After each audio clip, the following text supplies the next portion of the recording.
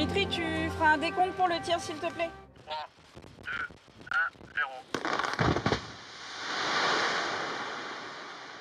Par jour, on abat entre 30 et 35 000 tonnes de roches. Après un tir de mine, c'est un vrai balai de rotation de camions qui chargent 100 tonnes chacun. Alors là, nous arrivons au cœur de la carrière. C'est là que l'histoire démarre. Alors, on fabrique à peu près entre 2 et 3 millions de tonnes de sable par an ici. Le sable est un produit qui est énormément utilisé par nos clients bétonniers. Donc effectivement, autour du Grand Paris, il y a énormément de chantiers qui sont en train de se mettre en place, qui sont en train de se terminer, soit pour les Jeux Olympiques 2024, ou des chantiers qui démarrent et d'autres qui se terminent, soit pour les extensions du réseau ferré parisien. Et à partir de ce moment-là, on a dû se mettre en ordre de marche pour augmenter notre capacité de production et toujours faire autant de produits, mais avec la même qualité. Le sable, il provient de 2 destinations. Soit la nature l'a fabriqué d'elle-même.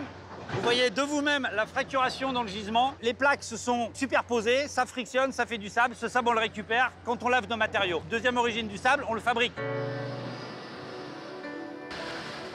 Le sable naturel, il passe dans les trommelles. C'est pour simplifier une machine à laver qui sépare la pierre du sable. Donc le sable qu'on fabrique, lui, c'est tout ce qui est pierre qui est broyé. Et quand forcément vous broyez une pierre, vous fragmentez. Et donc vous avez des petits morceaux qu'on récupère sur des cribles. C'est un tamis comme à la plage. Quand vous étiez enfant, vous tamisiez du sable à la plage pour récupérer les coquillages.